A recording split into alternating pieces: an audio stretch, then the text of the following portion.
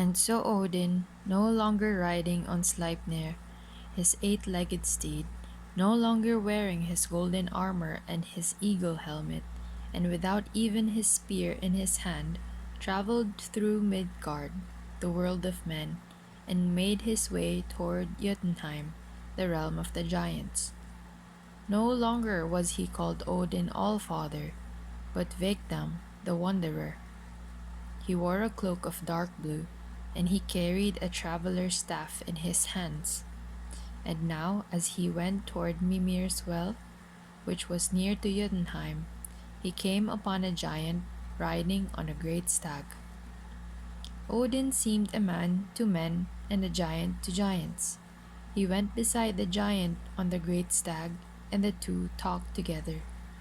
"Who art thou, O brother?" Odin asked the giant. "I am Vafthrudner, the wisest of the giants," said the one who was riding on the stag. Odin knew him then. Vafthrudner was indeed the wisest of the giants, and many went to strive to gain wisdom from him. But those who went to him had to answer the riddles Vafthrudner asked, and if they failed to answer, the giant took their heads off. "I am Vegtam the Wanderer," Odin said, "and I know who thou art, O Vafthrudner. I would strive to learn something from thee." The giant laughed, showing his teeth. "Ho, ho," he said, "I am ready for a game with thee. Dost thou know the stakes? My head to thee, if I cannot answer any question thou wilt ask. And if thou canst not answer any question that I might ask, then thy head goes to me. Ho, ho, ho. And now let us begin." "I am ready," Odin said. "Then tell me," said Vafthrudner. "Tell me the name of the river that divides Asgard from Jotunheim." "Ifling is the name of that river," said Odin. "Ifling that is dead cold, yet never frozen." "Thou hast answered rightly, O Wanderer," said the giant, "but thou hast still to answer other questions. What are the names of the horses that day and night drive across the sky?" "Skinfax and Hrimfax," Odin answered. Vafthrudner was startled to hear one say the names that were known only to the gods and to the wisest of the giants. There was only one question now that he might ask before it came to the stranger's turn to ask him questions. "Tell me," said Vafthrudner, "what is the name of the plain on which the last battle will be fought?" "The plain of Vigard," said Odin, "the plain that is 100 miles long and 100 miles across."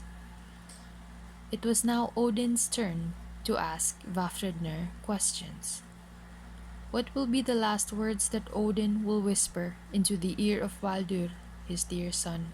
he asked. Very startled was the giant Vafthrudner at that question. He sprang to the ground and looked at the stranger keenly. "Only Odin knows what his last words to Baldur will be," he said, "and only Odin would have asked that question. Thou art Odin, O Wanderer, and thy question I cannot answer." "Then," said Odin, "if thou wouldst keep thy head, answer me this. What price will Mimir ask for a draught from the well of wisdom that he guards?" "He will ask thy right eye as a price, O Odin," said Vafthrudner. "Will he ask no less a price than that?" said Odin. "He will ask no less a price. Many have come to him for a draught from the well of wisdom, but no one yet has given the price Mimir asks. I have answered thy question, O Odin. Now give up thy claim to my head, and let me go on my way." "I give up my claim to thy head," said Odin. Then Vafthrudner, the wisest of the giants, went on his way, riding on his great stag. It was a terrible price that Mimir would ask for a draught from the well of wisdom, and very troubled was Odin Allfather when it was revealed to him. His right eye, for all time to be without the sight of his right eye. Almost he would have turned back to Asgard, giving up his quest for wisdom. He went on, turning neither to Asgard nor to Mimir's well.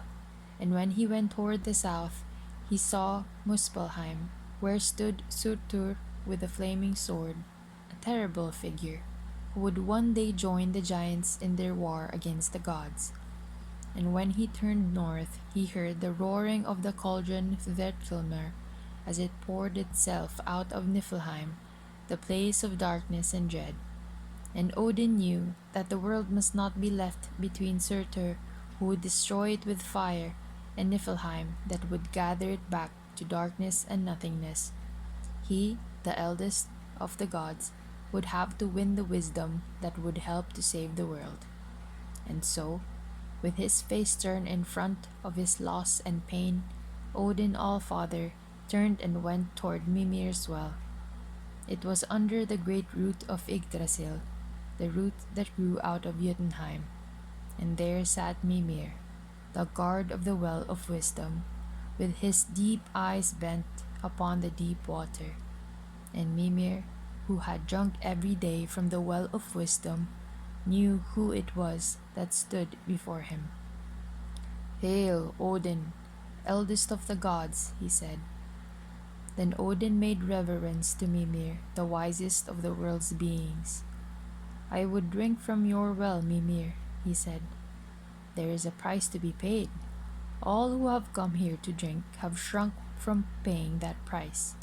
Will you, eldest of the gods, pay it?"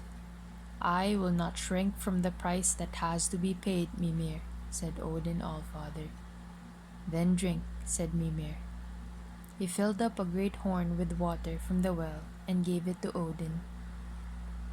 Odin took the horn in both hands and drank, and as he drank, all the future became clear to him.